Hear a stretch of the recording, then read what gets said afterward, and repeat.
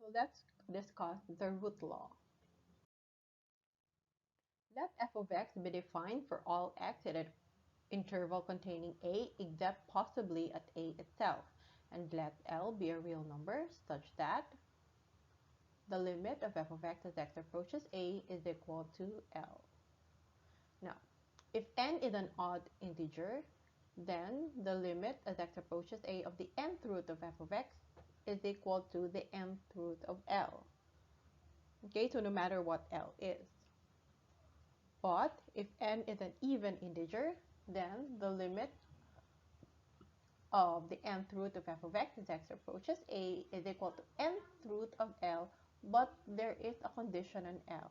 L should be greater than or equal to 0, and also f should be greater than or equal to 0, because remember, if the radical is even, the radicand or the thing under the square root must be greater than or equal to 0. Otherwise, if this is negative, then we get an imaginary number.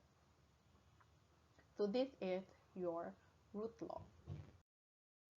So let us consider the limit of the square root of x squared minus 6x plus 3 as x approaches negative 2.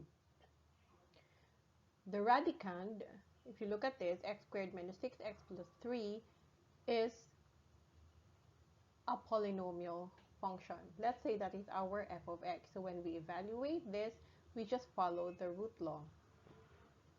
The square root of f of x would just be the square root of the limit of f of x. Then we evaluate using the law that we learned earlier. So we get the limit of the square root of f of x would be the square root of 19. So therefore, the limit of the square root of x squared minus 6x plus 3 as x approaches negative 2 is square root of 19. So what we did here was we evaluated the limit of the polynomial function f of x. Of course, first we tried to see what f of x is. And then after that, we took the square root of the limit of f of x.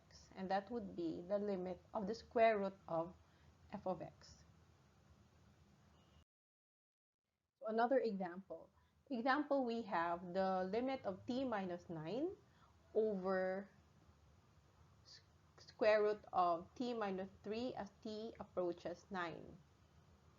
Okay, so what do we see here?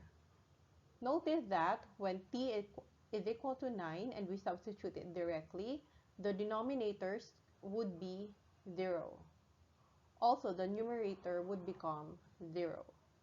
So we get an indeterminate form, which was 0 over 0, or the case 1 that we have discussed in indeterminate forms video. So to evaluate this, we have to simplify the fraction by factoring out from the numerator and denominator the terms that causes this to be 0. So for this case, we can factor out the numerator into a difference of two squares. So t minus 9 can be factored into square root of t minus 3 times square root of t plus 3. So we get the limit of the given fraction is reduced into the limit of square root of t minus 3 times square root of t plus 3 over square root of t minus 3 as t approaches 9. So in this case, we get a common factor, which is square root of t minus 3. So we can factor them out. Thus the function is reduced to the square root of t plus 3. And when we evaluate the limits using the laws that we know, we would get 6. So therefore, the limit of t minus 9 over square root of t minus 3 as t approaches 9 is equal to 6. So what have we learned in this video? We learned that to evaluate the limit of an nth root function, let's say h of x, we first set the radicand to be the polynomial function f of x, so that we have h of x equals the nth root of f of x. And then to evaluate the limit of h of x, we just evaluate the limit of the nth root of f of x, or the nth root of the limit of f of x. Okay, so the limit of the nth root of a function is just the nth root of the limit of the function.